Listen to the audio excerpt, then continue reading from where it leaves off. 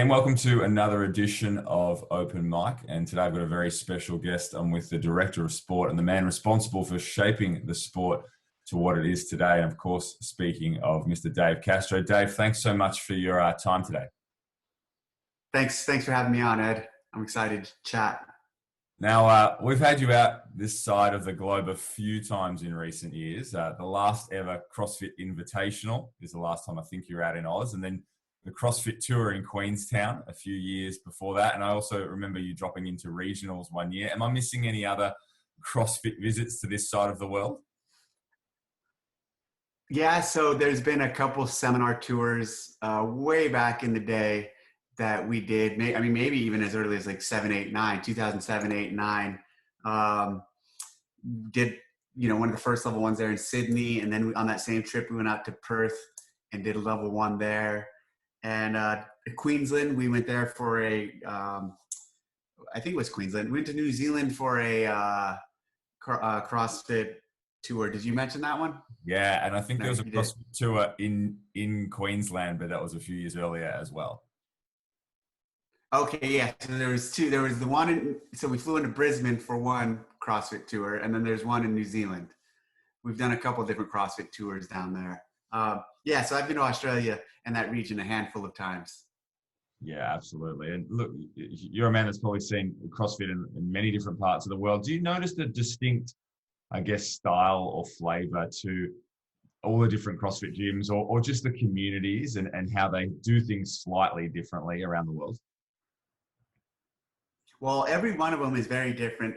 And especially when you start talking about in countries and different parts of the world, they have their kind of cultural look and way of doing things, but they're all the same in that the clientele and the individuals doing it, they rally behind their community and they're the same type of individuals everywhere where they're really driven to work hard and to see change. And every box I've ever been into has been very welcoming. And they take people in because we're all, to some degree, like-minded people in our goals and work ethic and desire to make ourselves better. So as different as they all are, and especially as different as they are in different parts of the world, there's still something that makes them all very similar and unique. It's it's kind of like in terms of the community, it's like when you go into a Starbucks, you know what you're getting. There's a lot of consistency. Well, when you go into a CrossFit gym, in terms of the community, you know what you're getting. You're going to be welcome and there's going to be like-minded people that you can train with and work out with.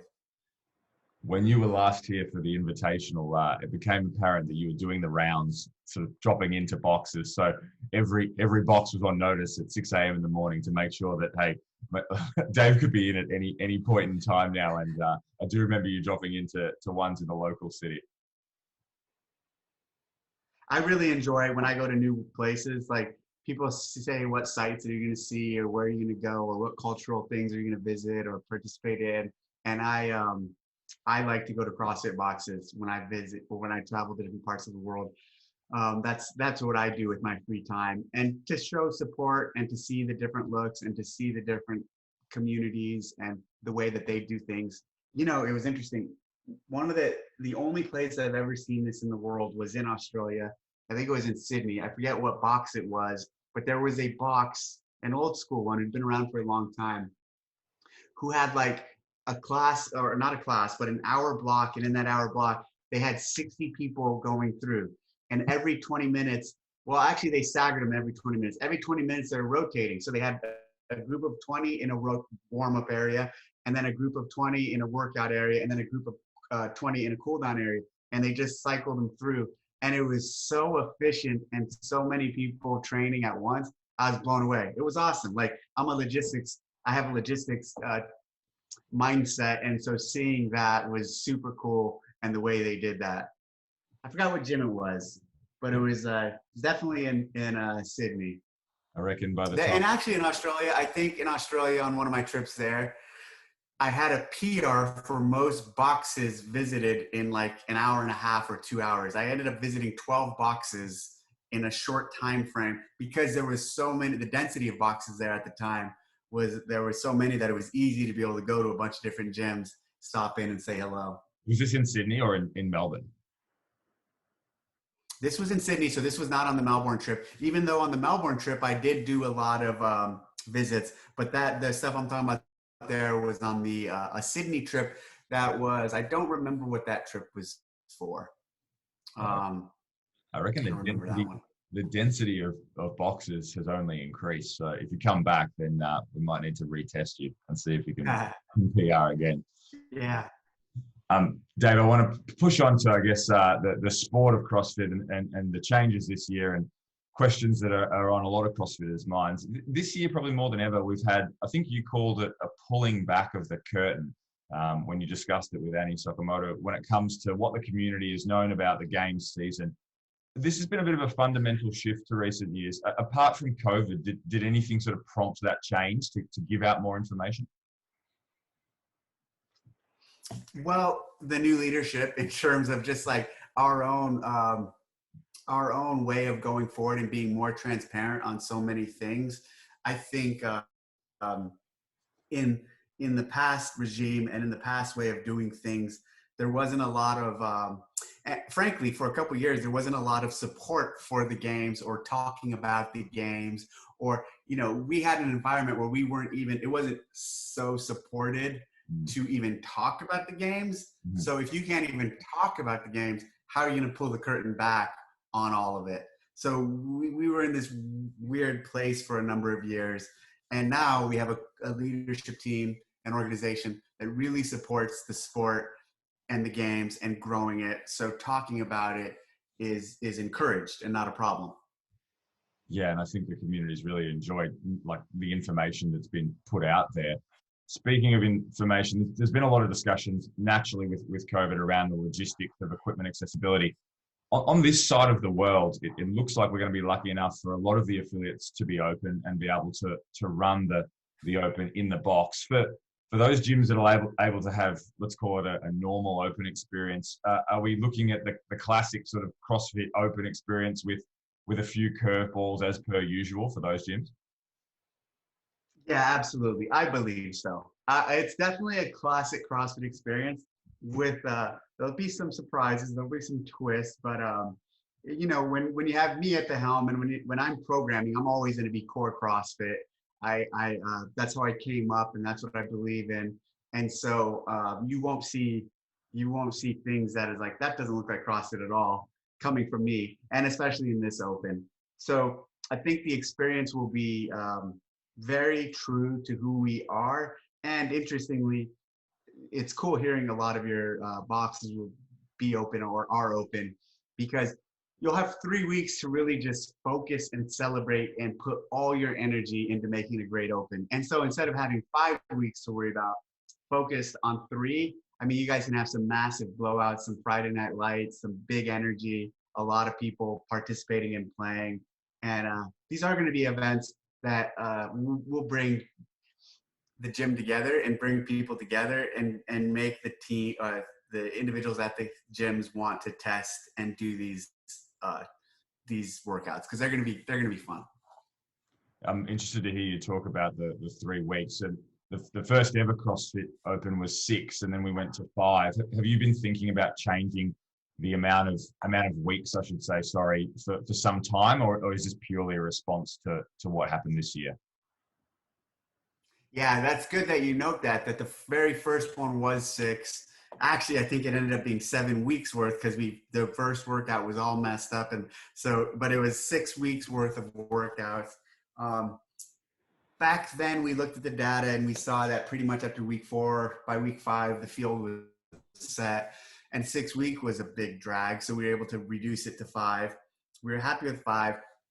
But then with COVID and everything going on, honestly, pre-COVID, I had no thoughts or never played around with the idea of reducing it. But COVID made us think outside the box and made us consider all options. And I actually, once I started thinking about 3, really liked it and really see the value in it and the strength in it. And I don't know if it'll stick and if it'll be how we do it going forward, but I do think if we get feedback that it's like, well, people enjoyed it and really want to see it again, yeah, I think it'll stick for sure. I mean, if the community wants it to stay, I think it'll stay because I like the idea of it in terms of, I mean, I think as an athlete, instead of committing 5 weeks of my life to competing, I have 3 weeks. And if you're a good athlete and you want to go to the next level, you have a next level with the quarterfinals that you can play in. And when I say good, I mean that percentage that we're taking to the next stage, it's a massive number. So a lot of people can advance to the next stage. Um, I was so I wondering, think that how did you arrive at that number? Sorry, Dave, the 10%, because it does seem like a pretty big number. just to be inclusive, to create an opportunity for, here's the thing, there's a lot of people who take this seriously and train really hard and want to test themselves, and giving all those people who aren't necessarily going to make it to the regionals or semifinals or quarterfinals and then semifinals, call it, giving them a chance to really keep playing and express themselves and measure up with call it more appropriate testing for a more advanced cohort to advance to the next level, to keep the community engaged and to keep people really able to advance. And if you're outside of that top, like, so here's the thing, people in the 10 and 9 and 8% of that top 10% likely are not going to advance to to semifinals out of quarterfinals. Really, all the people that are going to advance to semifinals out of quarterfinals are very likely going to be in that top 1%. That's understood. But if we only had, and look, if we only did it where only 1% or 2% advanced, well, there'd be all these other people who were like, man, I really wanted to play, or I really wanted to do that, because they're really fit athletes and they're capable of it. So we're giving them just a chance to continue their journey and play. Just to dart back to the programming for the Open, I've always noticed in the Open that people feel like they've identified a pattern or a rule, and then something is programmed almost immediately once they feel like they've identified that rule that breaks the rule or breaks the pattern. Has this been an intention of yours, or is it just the product of good variance in programming? The in 2008, when we did those CrossFit games, that programming was dictated by the fact that we had a really wide open registration. We didn't have any qualification. We just left it wide open, and around 300 people ended up signing up in less than 24 hours cumulative of time that we put it open. That's a long story I don't want to go into, but so a lot of people registered and we had to chop it off. And then we had to program for getting large amounts of people through a set number of workouts over 2 days. And it was a big task in organization and logistics. And what ended up happening is, to get everyone through fairly, all the workouts were like 3 or 4 minutes. Like if you were really good, you did all the workouts in 2008 in 3 to 4 minutes. Yeah. So what I saw from that rest of the year after those games, that heavily influenced how people were training. Sure. People started training short and fast and heavy. And that kind of became a really like a thematic piece for that period, where everyone was doing these really short, heavy workouts.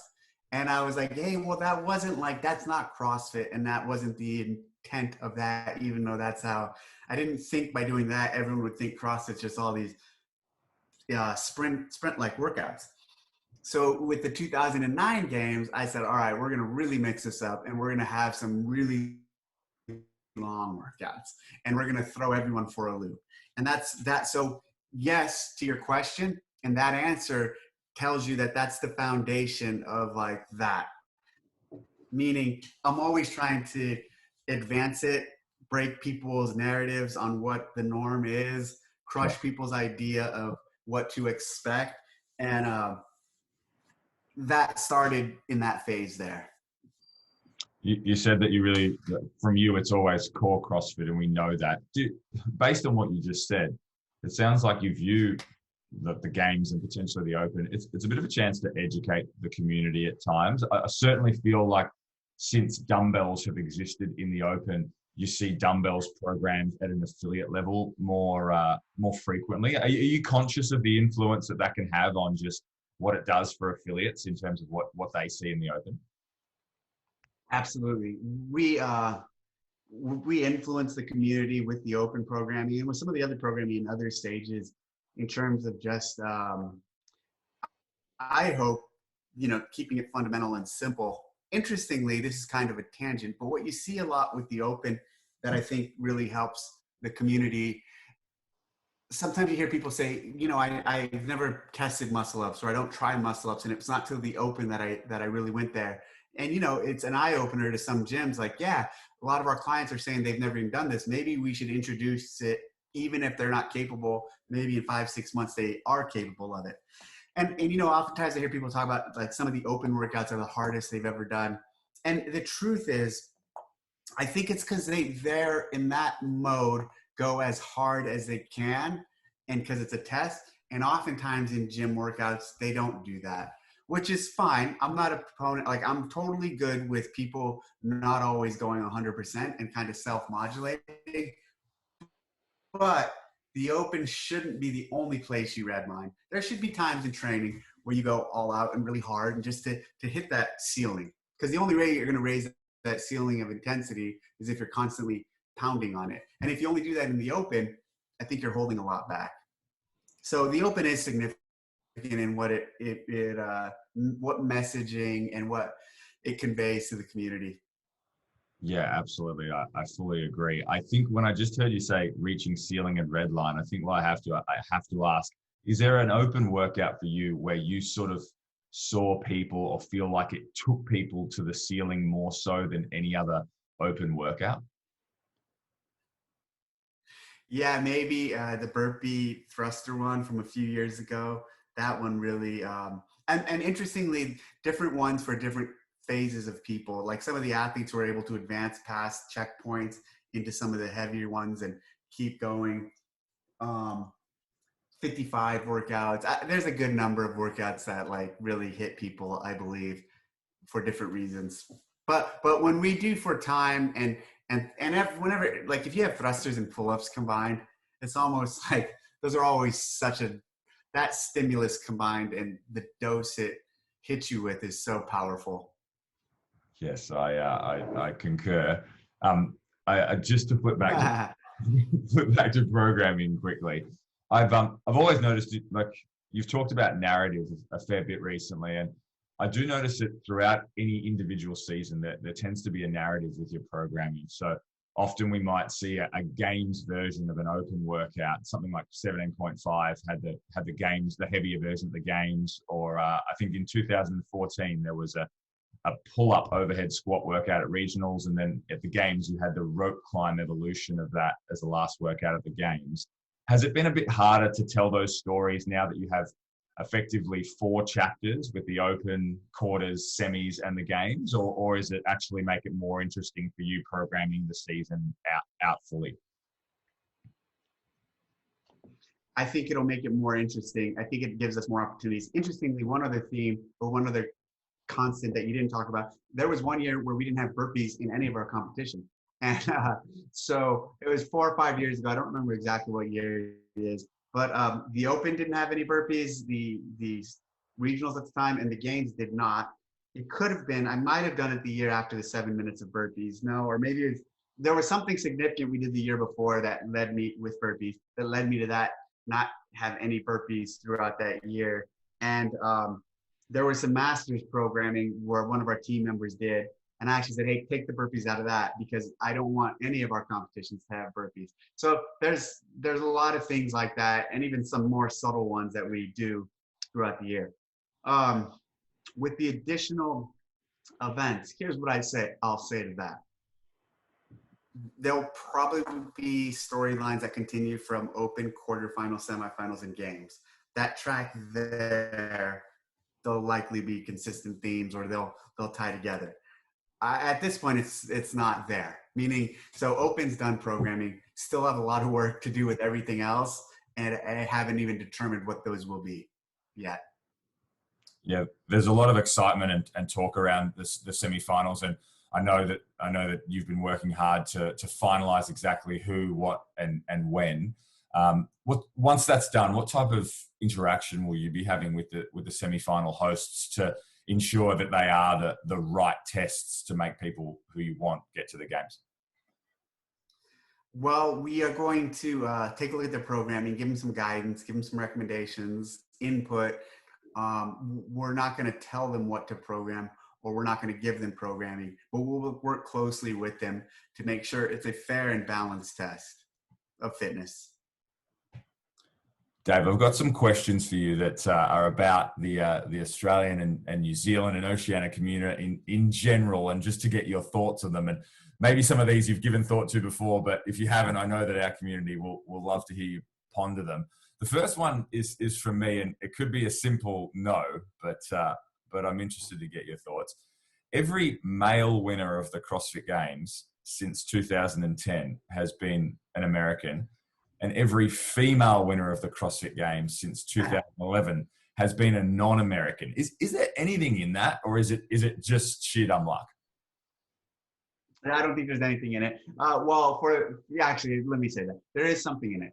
So there's some significance on the look. The CrossFit started in the U.S.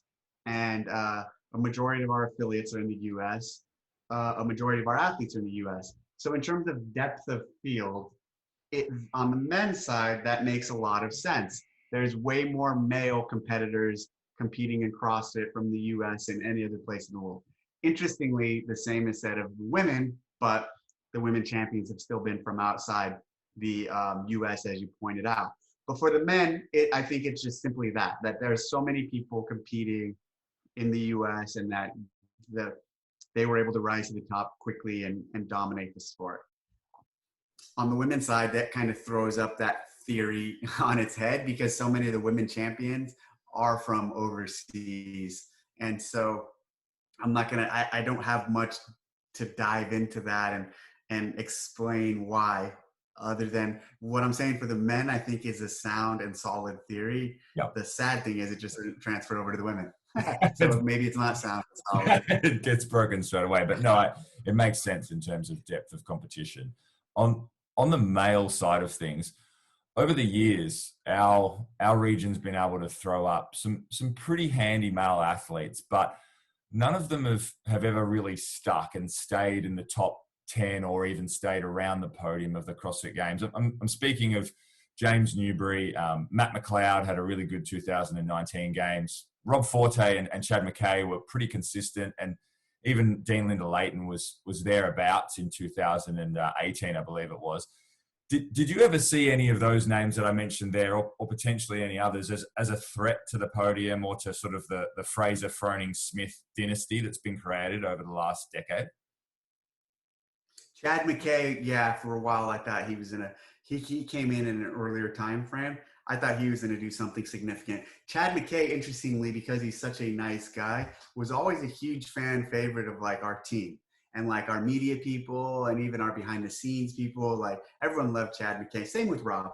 I don't think I thought of Rob ever as like able to seal the deal, but I did think that a little bit of Chad. Controversially, I honestly thought that about Ricky. When I saw Ricky Gerard at the games that year, he took second and popped. I was like, this dude's legit. But before I knew he popped, I was like, this guy's legit, and he's going to be here for a while. But then all that happened. Also, I'm actually really excited about seeing him come back. You know, I hope he comes back clean. I hope he comes back. He has everything straightened out. And I hope he comes back and competes again at a high level and makes a splash in the sport. I know he's not a fan favorite. I know, like, a lot of times if I post or say anything about him, like Aussies will go at me and say how much they don't like him or whatnot. But for me, I don't go there. Meaning, like, I'm about redemption, and I'll give the guy another chance. And like, he's gonna have served his time, and when he comes back, we'll welcome him with open arms and we'll test him just like we test everyone else. Yeah, I heard you speak recently, or there was a discussion recently about sort of villains in the sport. And I think a lot of people like a villain, and all we need for Ricky's scenario is we just need a bigger villain. And then Ricky can become the hero of the sport. Look, on those storylines, like, do you kind of wish there was a little bit more legitimate trash talking that isn't so friendly, and actual rivalries within the sport and those type of stories that we've got from someone like Ricky? Yeah, absolutely. Only if it's natural and authentic. I don't want it to be like the WWE, or I don't want it to be fake, or just for promotional efforts, or just to to be the bad guy. Like you got to be that, and you got to own it. And that's the thing about Ricky. I don't think Ricky was trying to be anyone else. I just think he's kind of who he is, and it comes across how it does. And so, yes, I would like to see more of that. It's probably not a popular perspective on it. I bet you most people, especially in our organization, wouldn't agree with me, but I think it's part of sport, and trash talking and not liking your competitor or your athlete. Like, it's part of competition, and it's part of having a hunger to do well. And interestingly, I think Matt had some of that. It wasn't as out. He didn't wear it as much as others would, but he was a fierce competitor like that. Yeah, I've heard talk of, oh, I just want to do as well as I can in this workout. I'm just going to do my best and wherever that puts me. But I know that you've described that if you want to win the CrossFit Games, you've got to be looking left and right and making sure that, hey, I'm beating that guy and I'm beating that guy. And okay, it's not about me just doing my workout now. Like, I've got to beat these people. Yeah, you have to be, I like to say, you have to be like a shark, or you have to be like you're going into combat. And if you think your best effort is going to be enough to win, you've already lost, because you have to want to beat the guys to your left and right. And if someone's in front of you and you're at your 100%, guess what? Fucking dig and go 105% to try to pass that guy.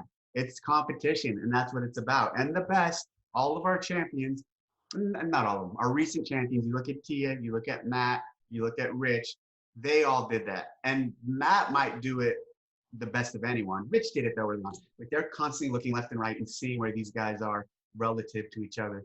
On that, early on, that's also like the evolution of why we put the leader in the middle. Because so in the old days when we first started this, it was lanes 1 through 10, and the leader would be on one.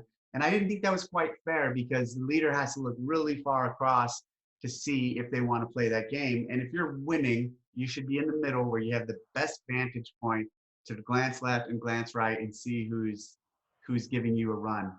So yeah, absolutely. I believe strongly that you need that mindset if you want to win. The other thing too is the other mindset you need, and Matt and Rich have this, and Tia, she has it too, is this notion of the programming. Fuck the programming. If the programming's fit program, if it's programmed for CrossFit and it's programmed to test fitness, it shouldn't matter what comes out. And if you're that prepared where you don't care what comes out, you're the fittest alive. And you look at Matt and how many different, and Rich and Tia, how many different events they win and dominate. That it's not like the programming was for them in every one of those events. No, they're just that flawless. I feel like it's difficult to say the programming doesn't matter to the 100,000 people or so that'll be hanging off every word when you announce 21.1. But I understand what you mean.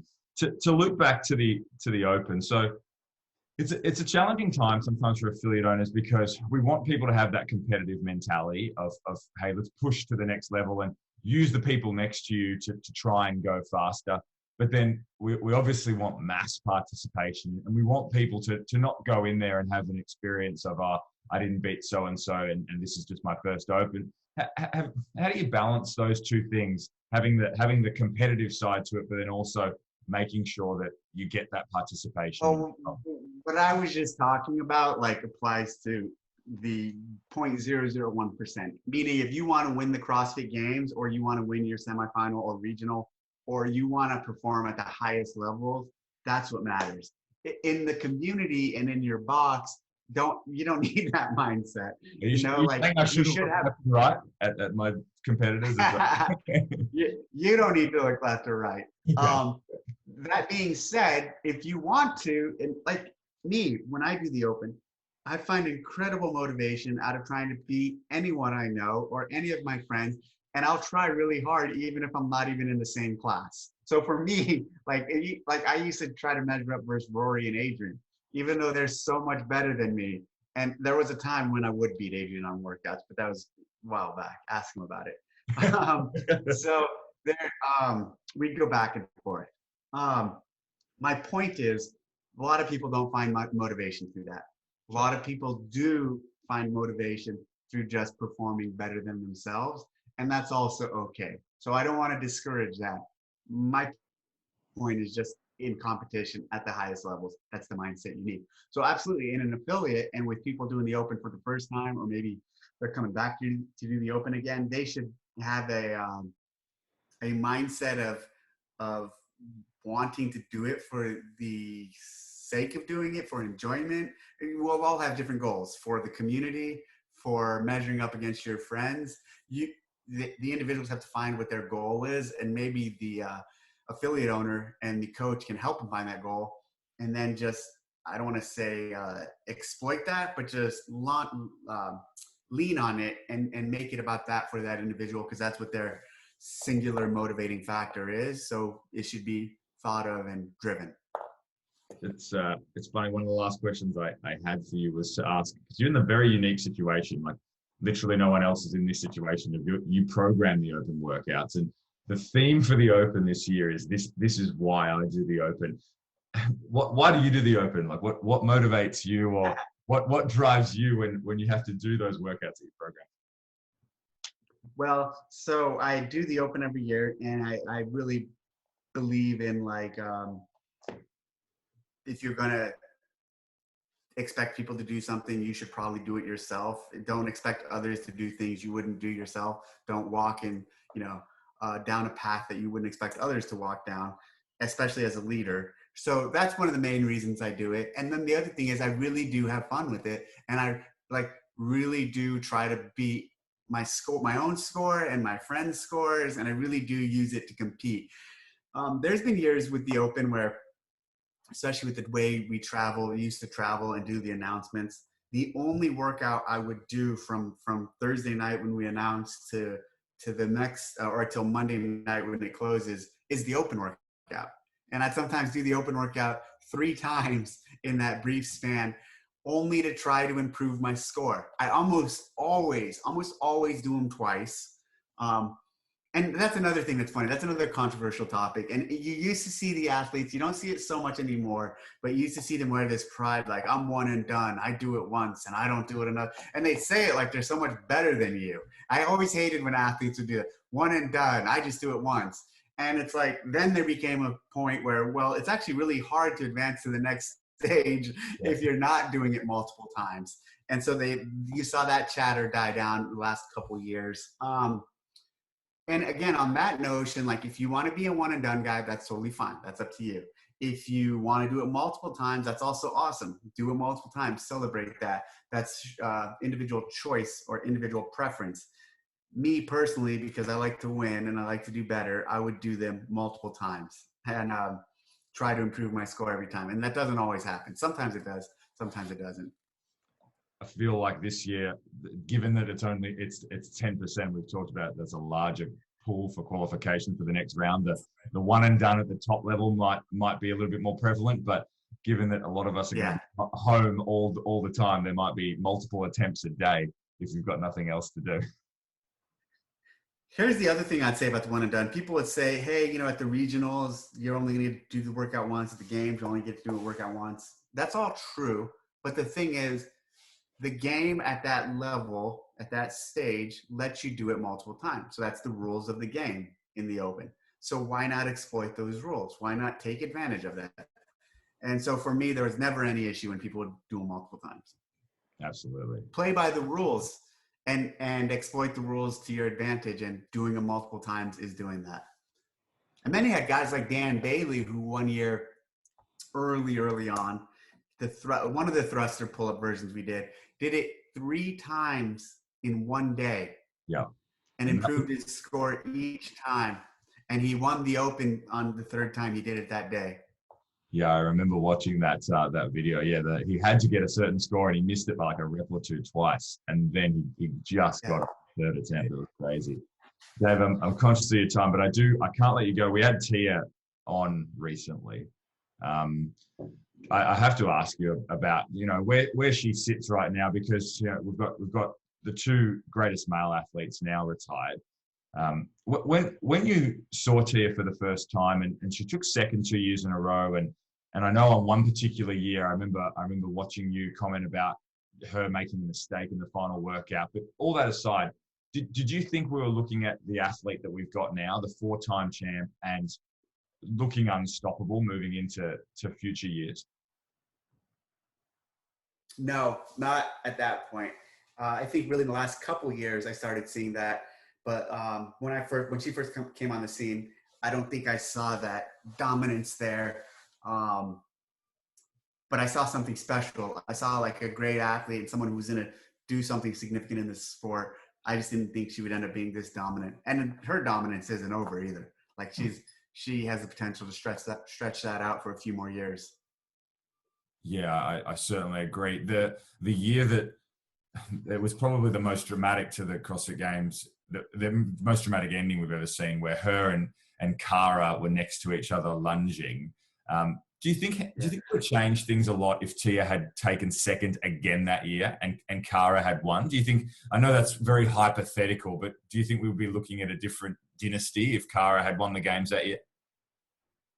I don't know if it'd be different, but if that aspect of it would be different. But I do, yeah, I still think she would have came back and started winning, and she would have had some dominance, but it might have changed the course of Kara's decision making, even because maybe she would have decided, hey, I want to try to repeat and take my life in that direction. So it could have, yes, definitely could have changed things. Hey, Dave, we are looking forward to getting you out here at some point in time. I know with the way the world is at the moment, that's a bit of an ask. But do you have plans, if possible, to get around to the semi-finals? It's going to be a pretty busy few weeks for you when they're on those 3 weekends. Not yet. I haven't. We just have to see if any of them or all of them or some of them can happen. So once we start seeing what the landscape looks like, then I'll make those decisions, but not at this time. Awesome. Dave, I can tell that the dog needs attending to in the background. So I'm super thankful for your time. It's the morning over here, but afternoon where you are. But always a pleasure to get you for a chat. And thanks so much for sharing everything today. Thanks a lot.